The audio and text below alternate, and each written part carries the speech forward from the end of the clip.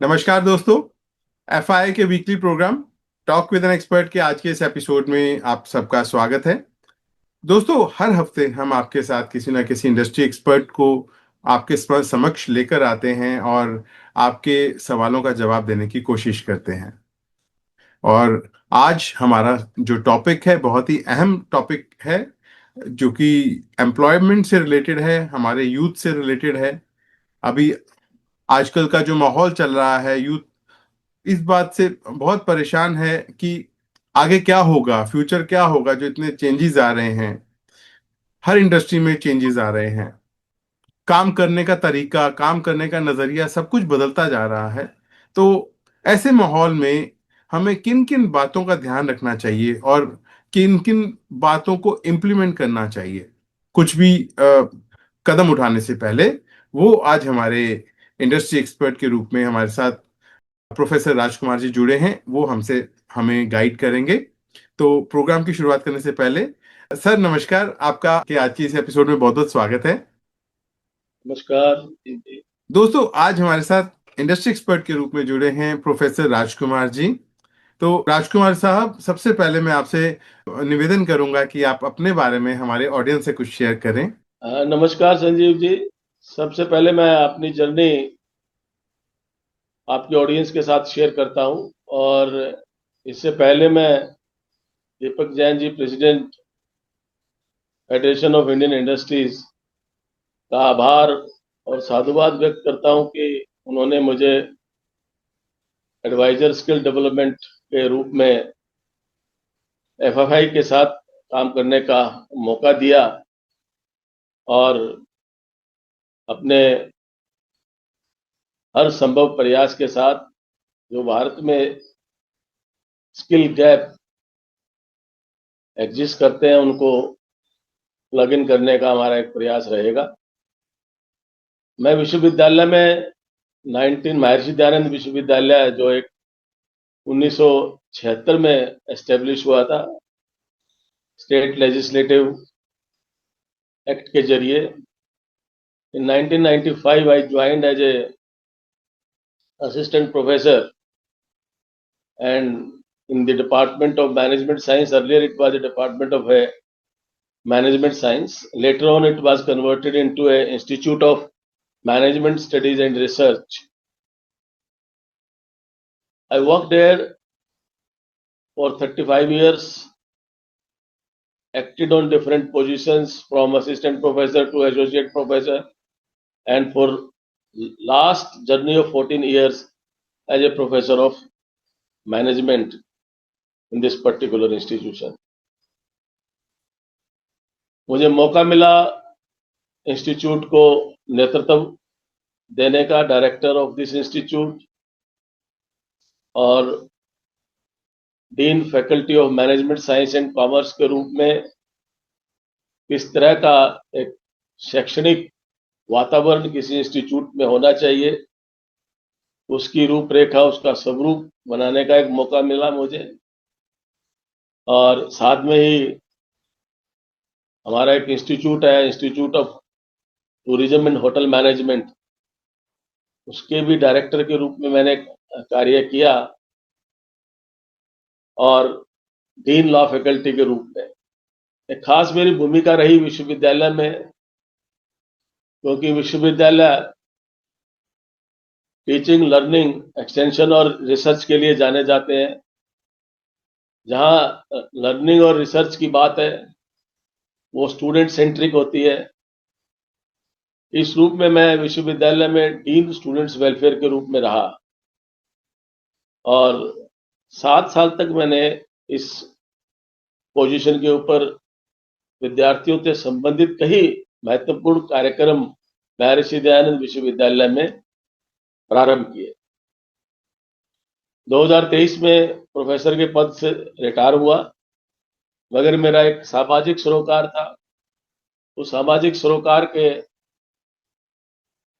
सपने को साकार करने के लिए विश्वविद्यालय सोशल रिस्पॉन्सिबिलिटी कैसे निभाएं, किस विभाग के अंतर्गत विश्वविद्यालय अपनी सोशल रिस्पॉन्सिबिलिटी निभाए, एक यूनिवर्सिटी आउटरीच प्रोग्राम हमने शुरू किया। उसमें मैं चीफ कंसल्टेंट के रूप में विश्वविद्यालय में मैंने अपनी सेवाएं दी, और अब वर्तमान में एक एडवाइजर के रूप में फेडरेशन ऑफ इंडियन इंडस्ट्री, जो कि न केवल इंडस्ट्री के हितों की रक्षा के लिए एक गहन और अद्भुत प्रयास करते हैं, मगर एक बहुत ही जरूरी देश को विकसित भारत की तरफ ले जाने के लिए, या देश को एक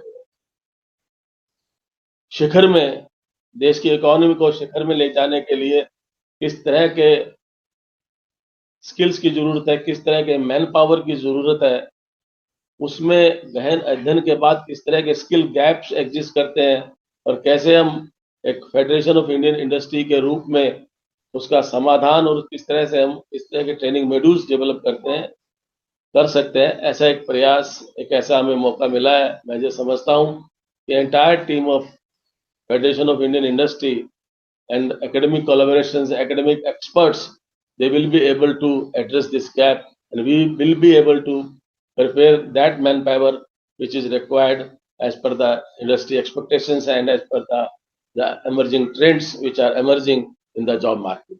Thank you. Thank you professor साहब, आपकी जर्नी बहुत ही इंस्पिरेशनल है हमारे लिए, और एक हमारे लिए ऑनर की बात है आपका आज यहाँ हमारे साथ होना।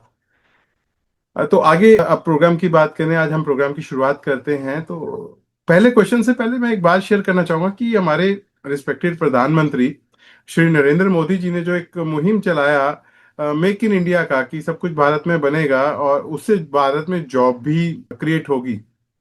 तो लेकिन आज का जो दौर चल रहा है, एक यूथ के लिए थोड़ा सा देखने में आया कि वो टेंशन में ज्यादा है, जो बदलाव आ रहे हैं उसको लेकर कि आगे कितना वो सेफ है कितना नहीं है।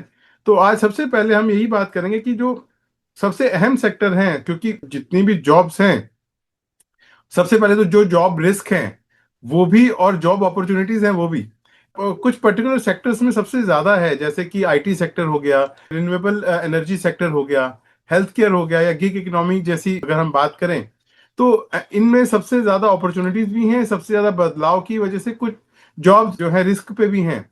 तो सबसे पहले मैं आपसे निवेदन करूंगा कि आप इसके बारे में हमारे ऑडियंस को कुछ बताएं कि क्या अपॉर्चुनिटीज हैं, क्या रिस्क हैं, और किन बातों का ध्यान रखना चाहिए ताकि वो उनकी अपॉर्चुनिटीज को वो अवेल कर सकें। देखिए संजीव जी, आज के यूथ की चिंता वाजिब है, और उसके पीछे कई ऐसे जो स्ट्रक्चरल चेंजेस, उनका एक मूल कारण है। अगर आज आप देखेंगे तो जो जॉब मार्केट है वो एक डिग्री बेस्ड एम्प्लॉयमेंट अपॉर्चुनिटी से हट के एक skill based employment screening test based होगी, और जिसके कारण degree based learning ecosystem academic institution of higher learning में मेजॉरिटी ऑफ द इंस्टीट्यूशंस में, सभी की बात नहीं मैं कहूंगा, मगर जो एक मेजॉरिटी ऑफ द इंस्टीट्यूशंस है जहां मासेस के लिए एक एजुकेशनल प्रोग्राम्स हैं, वहां पर बहुत बड़ा एक स्किल गैप एग्जिस्ट करता है। उसके क्या कारण है उसके बारे में बातचीत बाद में करेंगे, मगर वो during their degree programme they are not able to inculcate right kind of skills which are required in the current job market. Secondly, you will see that employment opportunities, employment sectors, they are shifted. अगर हम बात करें green technology ki everywhere we are talking about green technology. We are talking about carbon credits. We are talking about less dependence on fossil fuels. Even in the present scenario also, we are more concerned about how we can reduce our dependency on LPG and other fossil fuels. So if you are talking about a green technology, nowadays we are all talking about the inductions and all kinds of things for an alternative to our kitchen appliances. So if we are talking about green technology and we wish to reduce our dependency on fossil fuels, so obviously we are talking about renewable and the green energy systems. And there is a special initiative of our Honorable Prime Minister ji, so far is the installation of solar panels are concerned.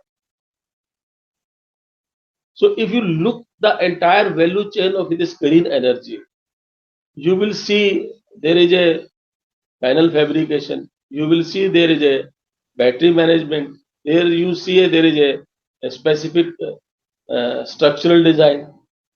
All these kind of jobs, they require a special kind of a skill set. And another big example, gradually we are shifting from a diesel or a petrol or LPG based to an electrical vehicles. So when the large number of electrical vehicles will move on the road, obviously we will also require car mechanics who are well versed to the maintenance skills, yeah, repair skills required for the electrical skills. Second, if you see that is the emergence of AI. When we are talking about the AI, artificial intelligence, so generative AIs. So this generative AI and artificial intelligence is growing very rapidly. If you see the application of generative AI and the artificial intelligence, even in manufacturing, when we are talking about in manufacturing sectors, so all the mechanical jobs, they are being replaced through the robotics. So, or there is a automation. So when the automation, so you need a mechanic, you need an operator. So he is well versed with all kind of the digital technology. So in the same way, in the manufacturing sector, there is a paradigm shift so far as the change in the technology is concerned. And accordingly, the emerging areas, emerging job profile requires if you are more, if you have developed skills in the field of AI, automation. So these are the emerging areas where you will find there will be more and more jobs. If you look at another areas, if you are talking about is the data sciences and the machine learnings are concerned. So new areas, even in the hospitality and the health sectors. So everywhere this kind of the new skill sets are being used so far as their process is concerned, so far as their customer service is concerned, so far their product development is concerned. So therefore, I feel that a new skill sets which are lacking, even you will find our rural youth, which is the major part of our manpower, you can say the provider. So that has not even an awareness about what kind of the skill sets that is required in the expected industry. Even what are the institutions which are offering such type of a skill sets, so they can imbibe such skills. If they are having low level of that skill sets, so they can brush up their skill set by selecting a very relevant institution for making them employable, for building in a very you can say for building a confidence that they can be easily absorbed in the market and they can perform the jobs whatever is assigned by the job providers. जी sir ये आपने बहुत अच्छा बताया। लेकिन sir अभी पीछे हाल ही में कुछ साल पहले एजुकेशन पॉलिसी में भी काफी चेंजेस किए गए, है ना। तो जो अभी एजुकेशन सिस्टम में बदलाव आ चुके हैं, जो इम्प्लीमेंट हो चुके हैं, और जो स्टूडेंट्स की अगर हम बात करें जो फ्यूचर जॉब्स के लिए प्रिपेयर कर रहे हैं, तो क्या वो सफिशिएंट है या उसमें अभी भी कुछ बदलाव की जरूरत है? देखिए, नेशनल एजुकेशन पॉलिसी एक बहुत ही आदरणीय मोदी जी के नेतृत्व में स्कूल एजुकेशन और हायर एजुकेशन को लेके एक स्ट्रक्चरल रिफॉर्म किया गया है। जी। जो एक सीखने की पद्धति थी, वो एक रट्टा लगा के जो एक सीखने की पद्धति थी, उसको कहीं ना कहीं इस राष्ट्रीय शिक्षा नीति में बहुत पीछे छोड़ा गया है, या इसको अलग थलग कर दिया गया है। और एक एक्सपीरियंशियल लर्निंग, उसके माध्यम से real life problem solving skills कैसे इनकलकेट की जाए, इस तरह का प्रयास इस नई शिक्षा नीति के अंदर किया गया है।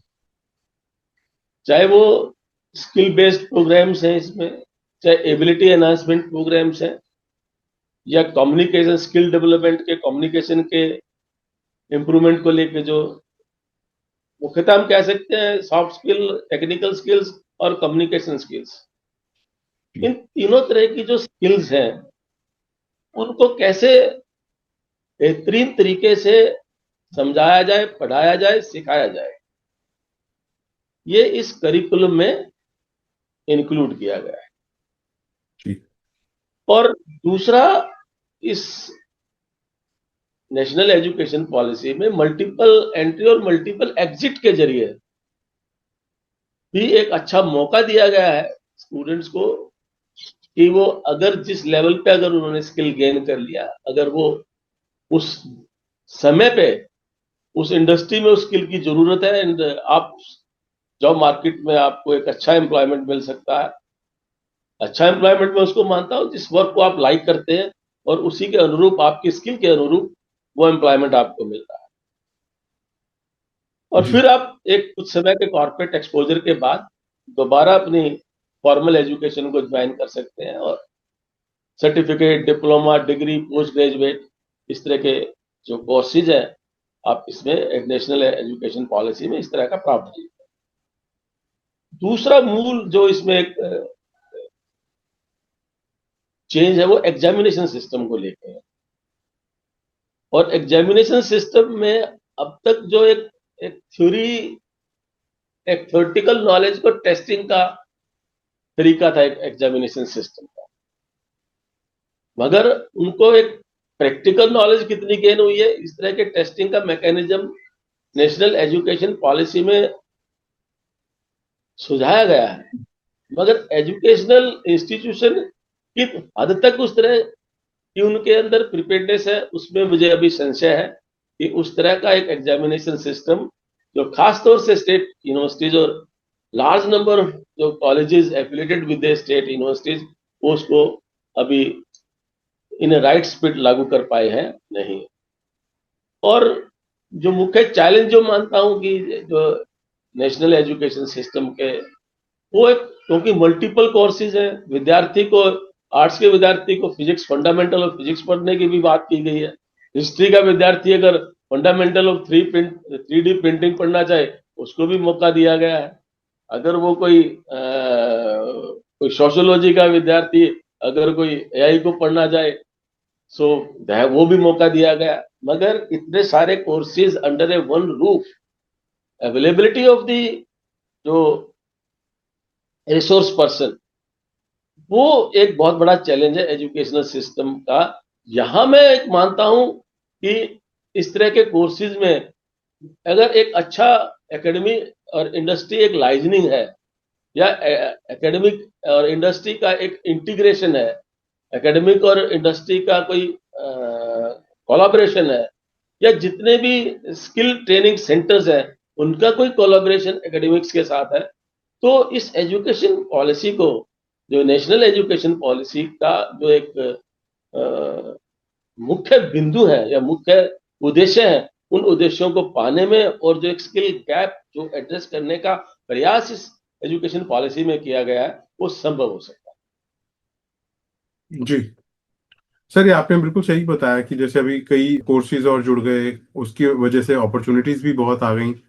लेकिन स्टिल ऐसे कौन कौन से क्रिटिकल स्किल्स हैं जो अभी भी जो फ्रेश ग्रेजुएट्स हैं उनको थोड़ा सा नॉलेज ना होने की वजह से लैक कर रहे हैं, या स्किल डेवलपमेंट प्रोग्राम कैसे उन चीजों को रिड्यूस करने की कोशिश कर रहा है, उन प्रॉब्लम्स को रिड्यूस करने की कोशिश कर रहा है? अब देखिए, let us take an example of an hospitality sector. जी। इंडिया इज के पास एक बहुत अच्छी अपॉर्चुनिटी है जी। फॉर अट्रैक्टिंग आउटबाउंड जो tourism.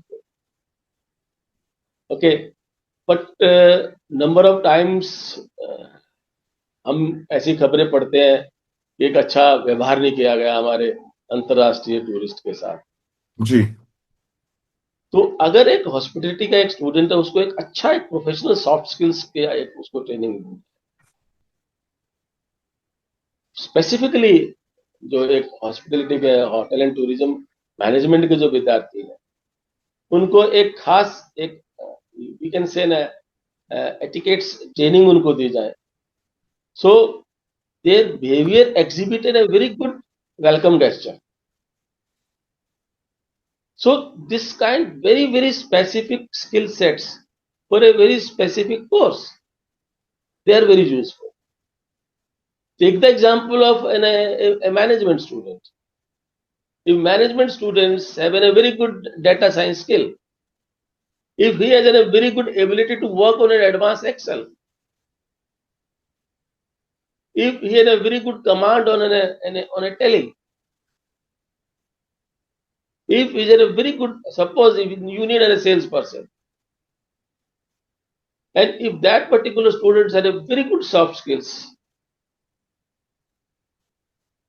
and how a persuasive communication qualities उसके पास हैं, that kind, though we are talking all these kind of skills from a काफी अरसे से हम बात करते रहे हैं, ये कोई स्किल सेट नई नहीं है, मगर इतने अरसे के बाद भी आज अगर कहीं ना कहीं हम इसमें कोई गैप नजर आता है या उस तरह की स्किल सेट्स हम इनकलकेट नहीं कर पा रहे हैं, तो कहां पर कमी है?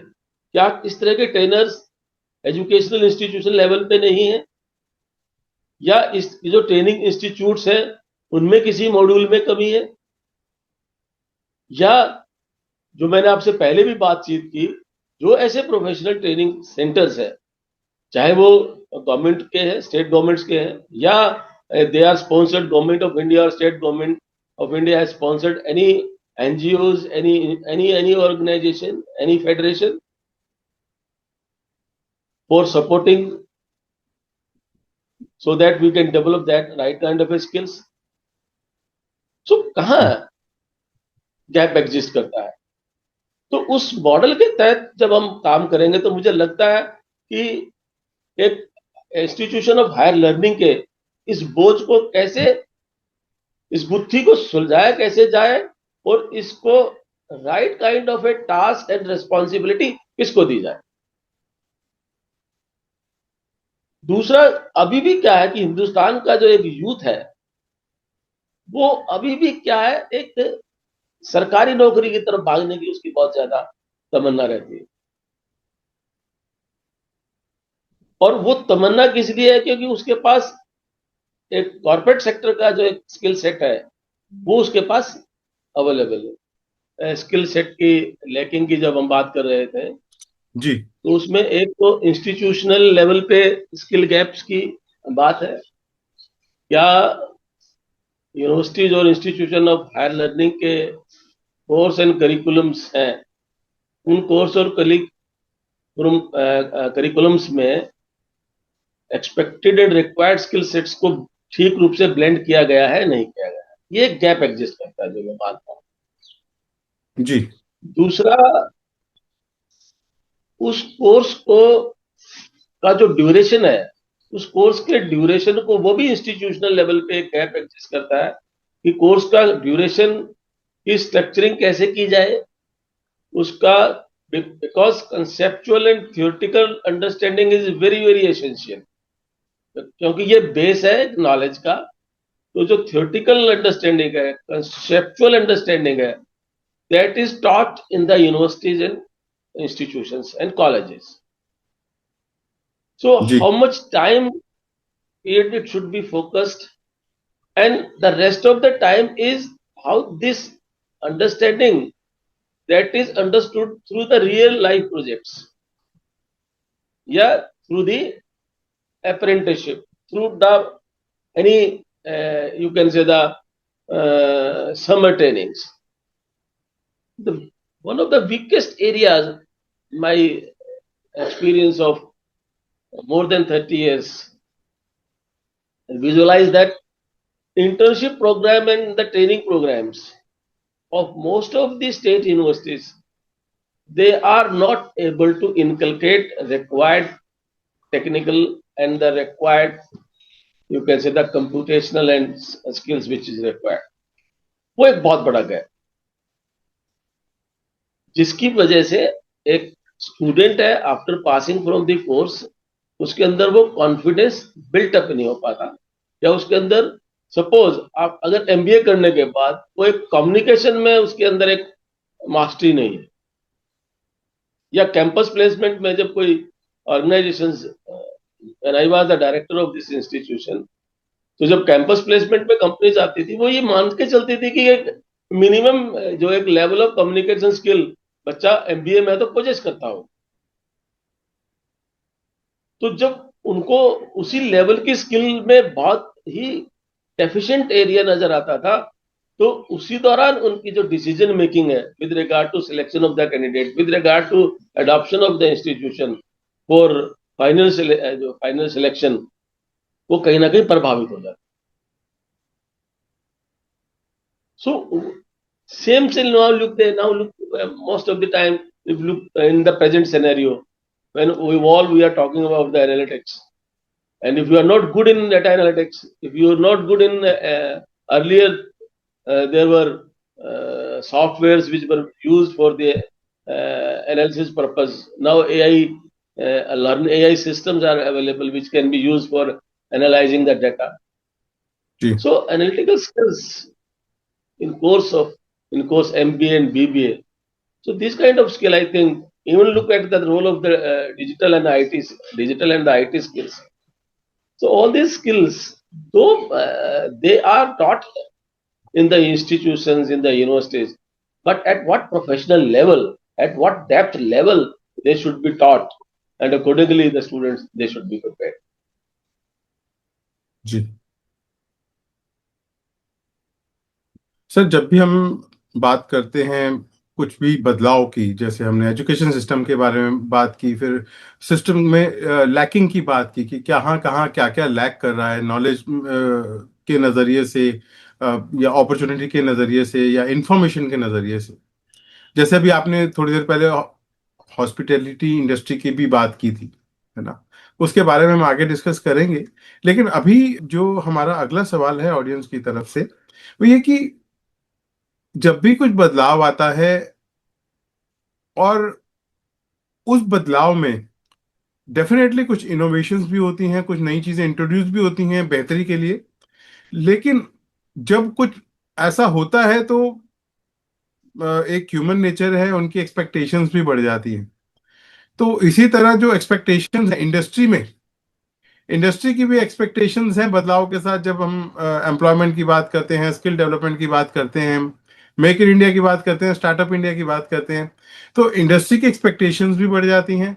लेकिन साथ ही अगर हम देखें तो जो चीजें एक रिसोर्सेज बनाए गए, एकेडमिक ट्रेनिंग्स की बात की, स्किल डेवलपमेंट की बात की, उसके लिए एकेडमिक जो ट्रेनिंग्स हो रही हैं, जैसे आपने बताया इंस्टीट्यूशंस का या स्किल डेवलपमेंट्स के बारे में, ट्रेनिंग्स के बारे में आपने बताया, तो यहाँ पे जो गैप है जो एक हमेशा से रहा है, तो वहां के गैप को कैसे कम किया जाए, ये आप हमारे ऑडियंस से शेयर करें।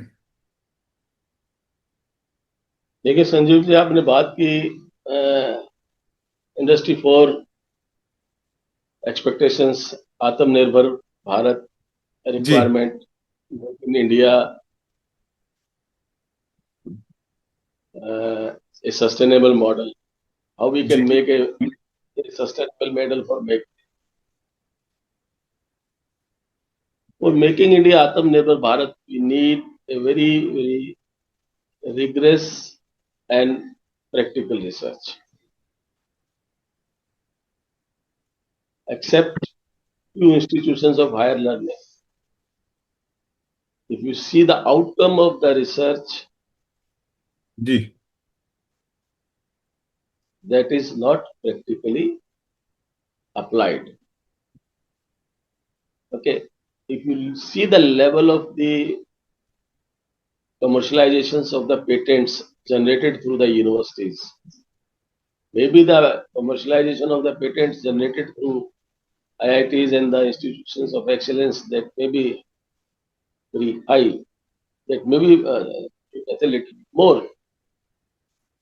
But at state level universities and other universities, you will find this commercialization of the patents patented by the universities, it is still at very nascent stage. जी Okay, how we can make the research effective? How we can provide a good solutions through the outcome of the research conducted at university level? So the right model needs to be identified and implemented. If there is a joint research project, let us take an example of MSCME. There are the clusters of MSCMEs located at different geographical areas. जी Okay, let any university nearby to that cluster that is selected and a joint research projects that is conducted, that is assigned to that university. I take the example of my own city, Rohtak. Rohtak is in a hub of fastener industry, a very big industry, LPS Bosad, run by Rajesh Jain ji, a very big second number in the fastener. और उसके कारण large number of ancillary industries Rohtak के अंदर है. They are manufacturing fasteners, they are manufacturing, can say, the spare part required for the automobile industry.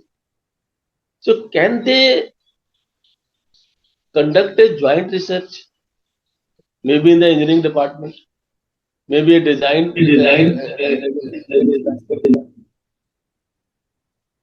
maybe any mission.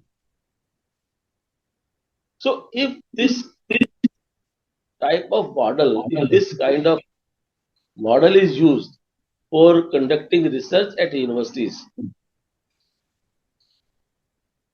that will provide an outcome which is required for a particular problem existing in the industry.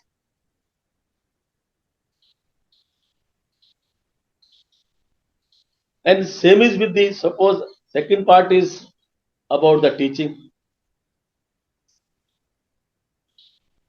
Same, can if universities, or if we wish to teach students real life problems of the industry, real life cases of the industry. So in that case also, we can collaborate and coordinate with it. Even if you see in some of the states, MSCME, they are running training centers. Even ji Honorable Prime Minister has offered a paid internship by selecting more than 500 companies. If you see the response of that particular internship scheme, if you see the level of upgradation, level of knowledge building after getting internship from the such type of a training programs, आपके साथ बहुत, अगर आप देखेंगे जितने भी MBA institutes MBA से internship होती है या समर ट्रेनिंग होती है, उन समर ट्रेनिंग से there is a zero learning. Then what is the use of that particular summer training program? I'm not able to, even neither the industry is cooperating, nor academic institutions, they are approaching how we can make this internship more effective. And the skill gap will not be addressed. अपनी product का सर्वे करने के लिए भी but let me there a practical summer training, practical internship, where the any kind of any a single and every you can say the small six skill set, if they are able to inculcate, definitely that will build confidence among the students. जी sir, आपने बहुत अच्छे points हमारे साथ share किए। Questions तो बहुत हैं, लेकिन समय हमें अलाउ नहीं कर रहा है। तो मैं आपसे निवेदन करूंगा कि एक आखिरी सवाल। सर, अभी हाल ही में आपने एफआईआई की स्किल डेवलपमेंट कमेटी में के एडवाइजरी बोर्ड में अपनी सेवाएं देनी शुरू की हैं। तो आप हमारे ऑडियंस के साथ एफआईआई के इस दिशा में क्या क्या इनिशिएटिव्स होने वाले हैं आने वाले समय में, वो शेयर कीजिएगा। संजीव जी, एफएफआई के पास एक बहुत बड़ा large number of industrial unit का बेस है जी in terms of their membership, और इसके कारण जो एफआईआई के पास, फेडरेशन ऑफ इंडियन इंडस्ट्री के पास फीडबैक है कि किस तरह का स्किल सेट डेफिशिएंट है और किस तरह के स्किल सेट एमर्ज हो रहे हैं और किस तरह का प्रोड्यूस हो रहा है, ये दोनों की एक बेहतरीन तरीके से mapping federation of Indian industry ने की। और इसका नतीजा ये हुआ कि एमर्जिंग स्किल सेट्स को पहचानने में मदद मिली हमें, और एक जिम्मेदारी दी गई फेडरेशन ऑफ इंडियन इंडस्ट्री को कि हम यूथ को उस आइडेंटिफाइड एरिया में उनकी स्किल बिल्डिंग करें जो कि एम्प्लॉयमेंट अपॉर्चुनिटी के लिए एमर्जिंग एरियाज। इस मैंडेट के साथ हमने सबने मिलके फेडरेशन ऑफ इंडियन इंडस्ट्री में कैसे स्किल बिल्डिंग का एक मॉडल तैयार हो, चाहे वो स्पेशलाइज्ड ट्रेनिंग इंस्टीट्यूट्स हैं या स्पेशलाइज्ड एक्सपर्ट फोर्सेज हैं, how they can be integrated with the educational institution, collaborating with the Federation of Indian Industries, so we can plug in the skill gaps. So very critical information that जो हम कह सकते हैं feedback हमारे पास है, इसके माध्यम से skill development road map federation of Indian industry ने बनाया है। जी, थैंक यू सर। आज के लिए बस इतना ही। बस जाने से पहले से मैं निवेदन करूंगा, सर आप हमारे यूथ को क्या मैसेज देना चाहेंगे? देखिए, यूथ के लिए मैसेज साफ है, उनको सिर्फ ये पहचानने की जरूरत है कि एमर्जिंग जॉब मार्केट्स कहाँ लाई करती हैं, या भविष्य की जो रोजगार है कहाँ पर होंगे, जीडीपी में कौन सी इंडस्ट्रीज कंट्रीब्यूट कर रही हैं, एमर्जिंग इंडस्ट्रीज में किस तरह टेक्नोलॉजी किस दिशा में जा रही है, टेक्नोलॉजी का एडॉप्शन और पेस ऑफ एडॉप्शन किस इंडस्ट्री में फास्ट हो रहा है। इनको अपनी डिग्री के साथ साथ, अपने कोर्स के साथ साथ इनको पहचानने की जरूरत है। जब वो एमर्जिंग जॉब मार्केट्स को पहचानने में सफल हो जाएंगे तो उनको दूसरी बात तैयारी करनी है सक्षम बनने की। सक्षम कैसे बनेंगे कि एमर्जिंग जॉब मार्केट पहचान लिया, उसका जॉब प्रोफाइल पहचान लिया, सक्षम बनना है तो मुझे किस तरह की स्किल सेट इनकलकेट करनी, क्या मुझे where my strength lies, where I can brush up my strength more, whether I can do better in AI, digital marketing, whether my attitude, whether I am good in a renewable and green technology. There is a very emerging area, cyber security. Can I inculcate any skills set required for the cyber securities? So you need to focus. आपको सक्षम यहाँ बनने की,